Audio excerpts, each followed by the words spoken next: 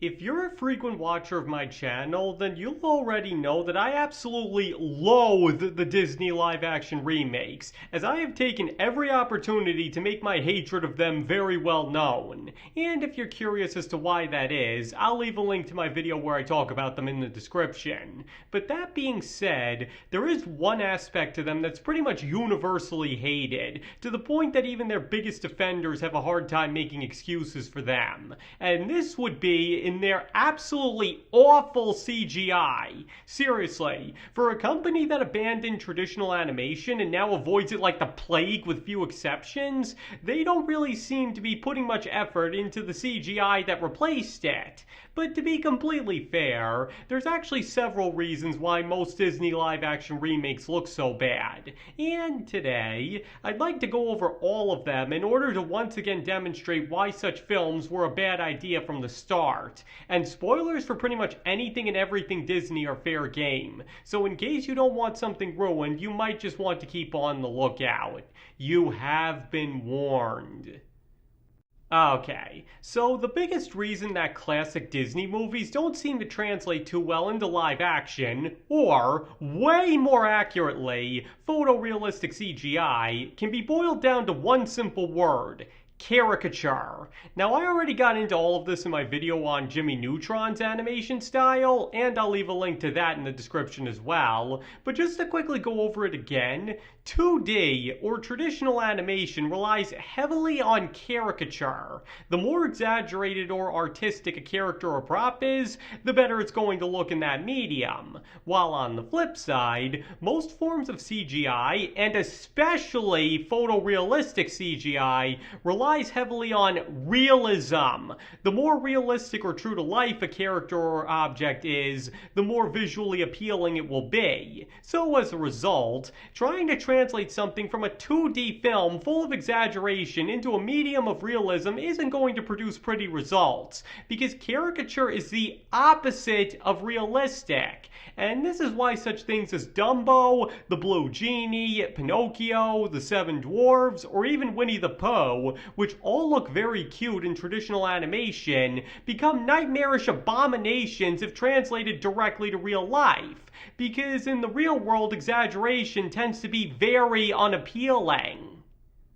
But now you might be wondering, if that's really the case, then how come when they've tried to make the characters more suitable to CGI, it usually doesn't work either? Because it is true. Such movies as The Lion King, Beauty and the Beast, and The Little Mermaid went for a more realistic approach as opposed to directly translating the characters as they looked in the original. Now, in the case of the Lion King remake, the problem there was infamously that they took the photorealistic aspect way too far, to the point that most of the characters couldn't even emote. And, of course, the other problem with everything being made to look totally realistic is that it turns out that most of these animals aren't really visually appealing, which is why the original caricatured them in the first place. And it was for a very similar reason that Sebastian and Flounder failed in The Little Mermaid, or the talking furniture in Beauty and the Beast, because to be perfectly blunt, realism is boring. When everything is made to look totally realistic and true to life, it ends up coming across as very uninspired and bland, and not to mention in some cases quite creepy because of the natural limitations animals and objects have. Seriously, considering just how truly endless the possibilities of traditional animation are, it's amazing how much those in the movie industry want to limit themselves with CGI. And that leads right into the other issue, which is that of the uncanny valley. Because as I've explained in other videos, the uncanny valley is when something looks very realistic, but just off enough that it evokes a subconscious reaction to be really creeped out by it. This is why some people are afraid of dolls or wax figures, for example, because they look real, but at the same time there's just something not quite right about them. But nobody would feel the same thing from, say, C3PO, because he's far enough removed from an actual human that he clearly isn't one. And this criticism was lobbied against the Lion King remake in particular, because all the animals look so true to life, and yet because the animation isn't perfect, some of their movements are slightly off. And that's not even getting into the fact that they're talking, which naturally no real-life animal can do. To put it simply, this would have been way more effective as a horror movie than one advertised to kids, because the visual style is everything that an animator should strive against, as it actively works to the story's detriment. And again, Sebastian and Flounder are the same way. They look completely realistic, and yet they're doing things no animals could actually do. And the realistic furniture moving around by itself can also be creepier than intended, especially from something like Mrs. Potts. Seriously, who took a look at this and said, "Yup, this is definitely better than the 1991 original"? So the point here is, whether it's a direct translation of the original movie or adapted to better suit photorealism, these films were doomed to visual failure because the two mediums simply do not mix well together. And if you want further proof of that, there's a very interesting video out there where an artist directly translated what the characters in these live action movies would look like in traditional animation, not unlike how some of these 2D characters were transitioned to CGI. And the results are just about as creepy and off-putting as in those films.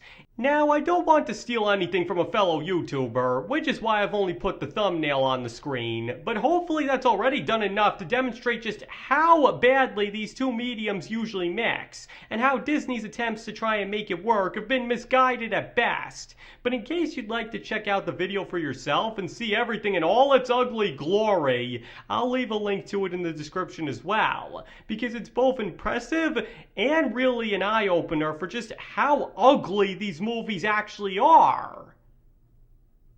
Honestly, these live-action remakes perfectly show why more emphasis should be placed on creativity and the imagination in the movie industry, because as I've stressed in countless other videos, most of the time realism only invites limitations. The real world is extremely boring and restrictive, so is it any wonder why most don't mind playing fast and loose with it? Because more often than not, the results do make for something better, as I even noted in my video on classic literature of all things, which you can also find a link in the description too. The great artists of the past didn't beholden themselves to being totally realistic all the time, be that with the stories they told or the pictures that they painted. So why should people in the modern age? Because I don't know about you, but comparing any of these traditionally animated films to their CGI counterparts pretty clearly shows that we're taking steps backwards with visual effects rather than forward. Because on what planet is something like this better than this? Though the other problem is that for advertising themselves as live-action films, they end up depending way too much on CGI, which only makes things even less appealing. And for a particularly infamous example of that, the cat in Pinocchio is completely CGI, and as a result evokes the same uncanny valley effect as the animals from The Lion King. While if they had just gotten a regular cat, its appearance and behavior would be absolutely no problem whatever. There was never a scenario where having a digital cat would yield better results than the real thing, and this is something that people have been way too slow to learn. Be it backgrounds, props, animals, or characters, nothing is going to be more authentic or look better than the real deal, and by relying so much on CGI, all they're running the risk of doing is making their films look less visually appealing if it's not 100% perfect, which it pretty much never is. And not to mention, the more stuff that needs CGI, the more they stretch the animators working on them thin, and therefore makes it all the more likely that nothing will look as good as it could, even apart from the natural translation problems these live-action films have. And that's something I'd like to emphasize here. I place absolutely no blame on the animators who work on these films, as I'm sure that they are the last people who want to be making this stuff and could probably do a lot better if the higher-ups didn't insist on making everything the way I described. They are not the problem, but the company that's stifling their creativity and taking their talents for granted, and I do feel sorry for them because of it.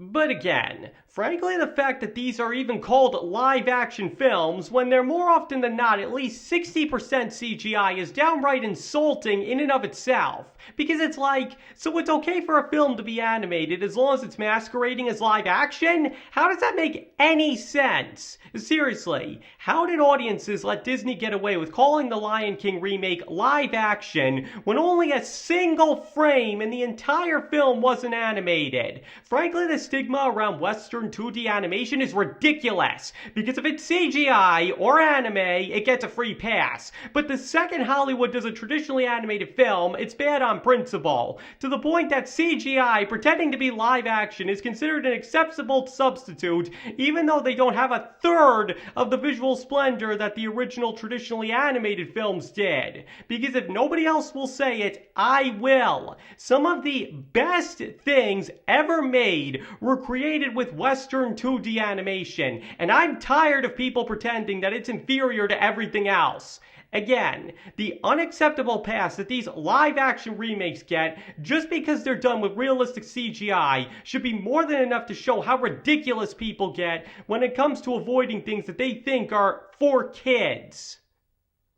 Now, to be totally fair here, the live-action How to Train Your Dragon remake does arguably show that such live-action retellings of animated movies can work, but there's a very important reason that this is the exception, not the rule. Because simply put, the original How to Train Your Dragon movies already employed a more photorealistic animation style and kept the caricatures to a minimum, so therefore it was basically a guarantee that something like Toothless would be able to fit into a real-world setting much better without evoking the uncanny valley or appearing ugly on principle. Because as something like the Moana remake shows, even when CGI opts for a more exaggerated and less realistic look, the results of translating it into something photorealistic can still have rather unpleasing effects. Again, Toothless was an exception because his original films were already animated to be more true to life, and thus he could be translated into a photorealistic creation a lot easier. So the point here is, barring extremely rare exceptions, the fact is simply that exaggeration and realism don't mix, and the biggest mistake that Disney has repeatedly made with their live-action remakes is pretending that this isn't the case, at least visually. Because simply put, these films were doomed to be visually unappealing from the start, because no matter which way you look at it, they usually range from unintentionally creepy to downright ugly, since 2D animation and CGI work at their best based off opposite principles. And even when they opt for a more realistic approach rather than a direct translation, it still doesn't work because of the natural limitations of realism. Basically, there's a reason these stories were told in animation in the first place, because they wouldn't have fit in a live-action setting, and these movies' inability to make anything visually appealing only proves that. And as I noted before, the fact that some people will actually advocate for these photorealistic abominations over the gorgeous traditionally animated creations that inspired them really says something about how far the irrational stigma against 2D animation has gotten, hasn't it? Alright, I think I've made my point with this quite clear, and sorry for getting a little heated a couple of times, but if you hadn't guessed, this topic kinda makes me kinda angry. So now why don't you tell me? Do you believe that Disney's live-action remakes have a serious special effects problem compounded by the natural differences between traditional animation and CGI? Or do you think that they look just fine and that I'm being way too harsh with my criticism? Please let me know in the comments below. Just try to keep it a civil discussion, because you don't have to agree with anything I said here if you don't want to. Just because I hate the Disney live-action remakes doesn't mean that you have to. And if you think I was completely wrong about them, that is totally fine. And thank you all for watching. I highly appreciate it. And I hope to see you all next time.